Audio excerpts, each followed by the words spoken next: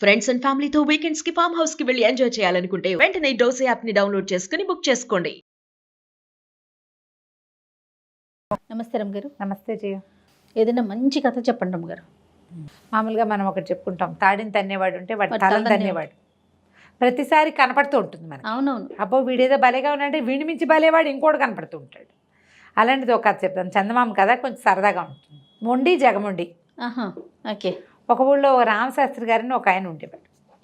ఈయన ఏంటంటే ఒక అగ్రహారంలో ఎవరికి ఏమీ భోజనాలు పెట్టేవాడు కాదు. కానీ వాళ్ళ ఇంట్లో ఏవో భోజనాలు అవుతున్నట్టు సినిమా ఇచ్చేవాడు బాగా. అలా ఒక సీన్ చూపిస్తూ ఉండేవాడు అనమాట. పై ఊళ్ళకి వెళ్ళినప్పుడు ఎవరైనా ఏదో పూజలకు వెళ్తాడు, వెళ్ళినప్పుడు ఏముంది బాబు, వాళ్ళు ఏదైనా వేస్తే ఏముంది బాబు మీరు ఇచ్చింది 4 రోజులకు వస్తుంది, ఎవరైనా వాళ్ళు వీళ్ళు దారిపోయే వాళ్ళకి రోజు భోజనం పెడతాం మేము అని హింట్ ఇచ్చేవాడు. వాళ్ళు అబ్బో బ్రాహ్మణ భోజనం పెడతాట, పోన్లేని ఇంకో 6 బస్తా బియ్యం వేద్దాం, ఇంకో 6 బస్తా బియ్యం వేసేవాళ్ళు. ఆ దక్షిణ 10 వరహాలు ఇచ్చే చోట ఇంకో 2 వరహాలు మా పేరుతో కూడా భోజనం పెట్టండి అయ్యగారు అని ఒక 2 వరహాలు ఇచ్చేవాళ్ళు. ఇలా పై ఊళ్ళల్లో ఎక్కడికి వెళ్ళినా తన ఇంట్లో ఎప్పుడూ భోజనం పెడతానన్న సినిమా. మా ఇంటికి ఎవరు వచ్చినా అన్నం పెట్టకుండా పంపించము. దారిపోయే బ్రాహ్మలంతా మా ఊళ్ళోకి వచ్చిన వాళ్ళు మా ఇంట్లోనే తింటారు. రోజుకు ఒక 25 విస్తళ్ళైనా లేవందే నాకు శాపక్తిని 25 మందైనా లేకపోతే నేను భోజనం చేయను. భోజనమే ఏముంది, ఆస్తి స్వాస్తి ఏముంది, ఎవరికైనా అన్నం పెట్టడమే కదా అని అన్నదాన మహత్యాన్ని వర్ణించేవాడు. ఆయన పెడుతున్నాడు, మనం ఏం చేస్తాము, ఇవన్నీ మనం చేయలేము, పోన్లే ఆయనకే ఓ పావలా ఇద్దామని అన్నదాన మహత్యం విన్న వాళ్ళంతా ఇచ్చేవాడు. ఊళ్ళో ఏం చేసేవాడు, ఆ అగ్రహారంలో ఒక 4 విస్తళ్ళు ఒట్టివే తమ అన్నాలు తిన్నాక ఇంకో 4 విస్తళ్ళు కలిపి ఒక కట్ట తీసుకొచ్చి వాకిట్లో ఒక పక్కన పడేసేవాడు. జనాలు అబ్బో వీళ్ళింట్లో ఇన్ని విస్తళ్ళు లేచాయి అనుకునేవాళ్ళు. ఎవరు గమనిస్తారు అంతా, మీ ఇంటికి ఎవరు వచ్చారు రాలేదు, అపార్ట్మెంట్లో పైన నుంచి కింద దాకా వచ్చే వాళ్ళందరినీ చూసేవాళ్ళు ఉండేవాళ్ళు కాదు. దూరపు ఇళ్ళు. ఆ పెంటపోగు మీదకి 10 ఆకులు చేరితే రామశాస్త్రి గారి ఇంట్లో నుంచి వచ్చినాయి అని తెలిసేది. అలా చేసేవాడు. ఒట్టి వడ్డన చేసి ఒట్టి విస్తళ్ళు కూడా పారేసేవాడు. జనాలంతా చూసేవాళ్ళు, అలాగే అనుకునేవాళ్ళు. ఏదైనా సందర్భం వచ్చినప్పుడు మీ ఇంట్లో ఏవో భోజనాలు అవుతూ ఉంటాయి కదండి, ఇవి ఉంచండి అని ఎవరైనా 2 గుమ్మడికాయలు పంపించేవాళ్ళు. అవే 10 రోజులు తినేవాళ్ళు.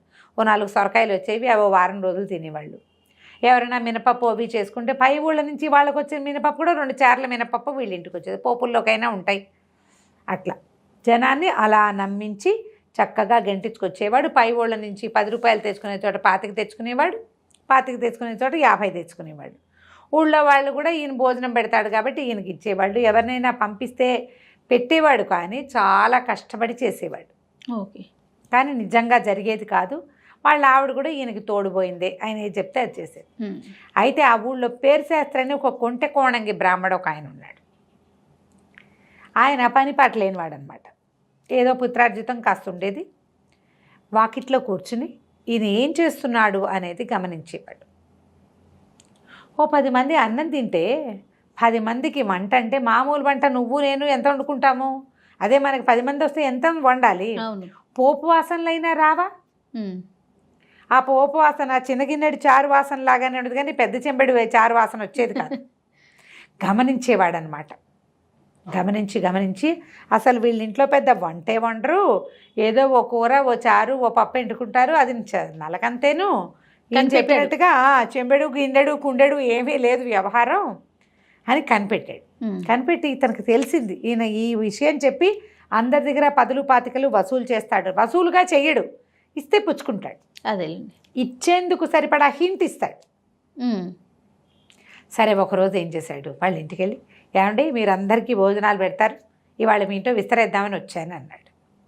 ఈయన గొంతులో వెలకాయ అడ్డం పడింది రామశాస్త్రి గారికి. ఏమన్నాడు, అయ్యో పేరుశాస్త్రి గారు ఈ పూట 25 మంది విస్తళ్ళు లేచాయండి, మొత్తం తుడిచిపెట్టేసింది ఇంటావిడ, అనుకోకుండా 3 4 అయ్యారు, 20 మంది అనుకుంటే 3 4 ఎక్స్ట్రా అయ్యారు, తుడిచేసాం, ఇవాళ అశక్తుడిని, ఈ పూట ఇంకా వంట ఏం చేస్తుంది వంట ఆవిడ.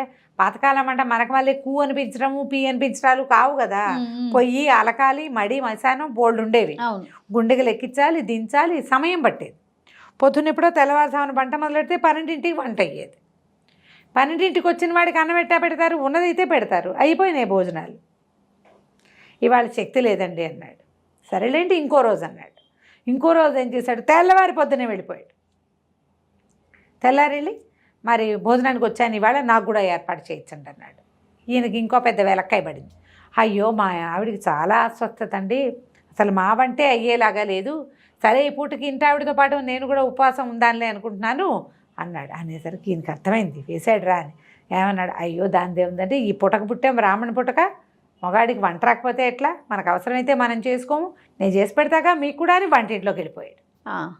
ఈయనకి ఏం చేయాలో తెలియలే, చూస్తున్నాడు ఏమి కాదనలేక, కాదంటే ఆయన ఏమంటాడో తెలియదు. అక్కడి నుంచి ఈయన అది ఇదంతా వెతికాడు, ఓ సొరకాయ ఓ గుమ్మడికాయ ఓ అవి ఇవి కనపడ్డాయి, యథాశక్తి అన్నీ తరిగేశాడు, వస్తువులన్నీ వెతికాడు, ఏమేమి ఉన్నాయంటే ఏలక్కాయలు అవి ఇవి కనపడ్డాయి, సరే కాస్త పంచదార పాలు అన్నీ కనపడుతున్నాయి, వాళ్ళ ఉన్నాయిగా, ఆ పూటకి చక్కగా ఇంత అవన్నీ కర్పూరము అవి ఇవి వేసి పచ్చకర్పూరం అవి దట్టించి అంత పాయసం చేశాడు, కూర చేశాడు, పులుసు చేశాడు, పప్పు చేశాడు, పచ్చడి చేశాడు, అన్నీ చేసేసాడు. చేసేసాక ఇప్పుడు ఎవరు లేరు ఇవాళ గెస్టులు, మీరు మీ ఆవిడ నేను మన ముగ్గురమే కదా, ముగ్గురికి వంట చేసేసాను, మొత్తం వంట అంతా అక్కడ పెట్టాడు. పెట్టేసరికల్లా ఈయన ఏం చేశాడు, ఊరిని వంట అంతా అయిపోయింది అనుకుని, సరే శాస్త్రి గారు వంట అయింది కదా, ఓ పని చేయండి, మీరు కాస్త అలా మా దొడ్లో అరిటాకులన్నీ నిండుకున్నాయండి, అటువైపు ఎవరి పెరట్లోకైనా వెళ్ళి 4 విస్తరాకు అరిటాకులు కోసుకురండి అన్నాడు. అది కొంచెం ఎండాకాలం, అరటి చెట్లు అంత గైరుగా లేవు. ఈయన ఏం చేశాడు, బాగా 2 బారాల దూరంలో ఉన్న కరణం గారి వాకిట్లో పెద్ద అరటి ఇది ఉంది, చెట్టు కుదురు అనమాట, అరటి కుదురు, బోళ్ళని ఉన్నాయి చెట్లు, లేదా మొవ్వాకులు కోసుకురావచ్చని ఈయన ఆ 2 బార్ల దూరం కరణం గారింటికి ఆయన వెళ్ళాడు. ఈయన కూడా డైరెక్ట్ చేశాడు అక్కడికి వెళ్ళండి అని. ఈయన వెళ్ళేసరికల్లా ఈయన గబగబా పెళ్ళాన్ని పిలిచాడు రామశాస్త్రి గారు, ఏమే ఓ పని చేద్దాం, నువ్వు నేను పోటాడుకుందాం, చచ్చినట్టు పోతాడు వాడు ఇంకేం చేయలేక అని చెప్పేసి వాకిలి గుమ్మం దగ్గరే కూర్చొని గొడవ పెట్టుకోవటం మొదలుపెట్టారు. ఈయన వాకిట్లోకి వచ్చేసరికల్లా మొగుడు పెళ్ళాన్ని చెమెడా తిట్టేసుకున్నారు, నువ్వు కుక్కవి, నువ్వు నక్కవి, నీకు విశ్వాసం లేదు, నీకు అది లేదు ఇది లేదు, మీ పుట్టింటి వాళ్ళు ఇట్లా పెళ్ళప్పుడే ఇట్లా చేశారంటాడు ఈయన.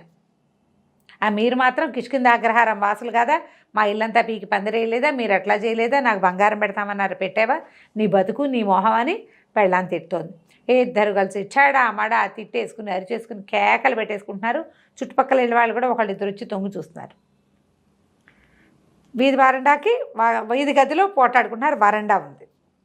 ఒక అరగంట పోటాడుకున్నారు. రామశాస్త్రి గారు జారలేడు, ఎక్కడ వెళ్ళిపోయి ఉంటాడు అనుకుని వెళ్ళిపోయాడు. పద మన ఇద్దరం అన్నం తిందాం, అసలు వాకిట్లో ఉన్నాడో లేదో చూసొస్తానని ఈయన వీధి వాకిట్లోకి వచ్చాడు.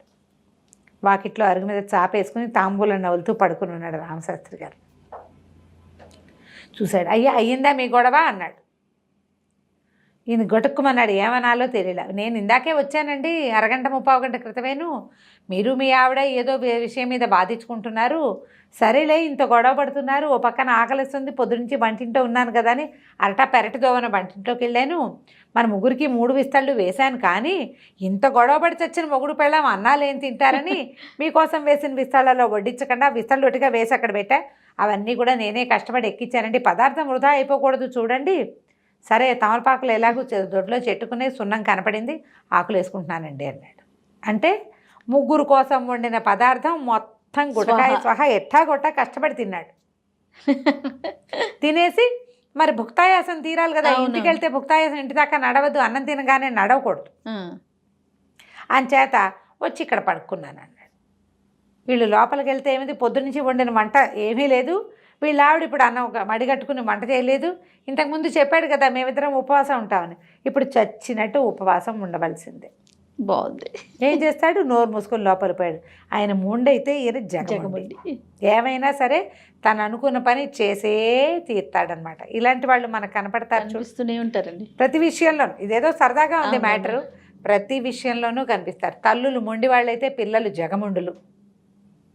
అవును కదా, తల్లి దేనికి ఒప్పుకోదు, పిల్లలు దేనికి స్వాధీనపడరు, గోల ఏడ్చి కొట్టేసుకుని గందరగోళం చేసి నాయనమ్మనో తాతయ్యనో అమ్మమ్మనో ఇన్వాల్వ్ చేసైనా పనులు సాధించుకుంటారు.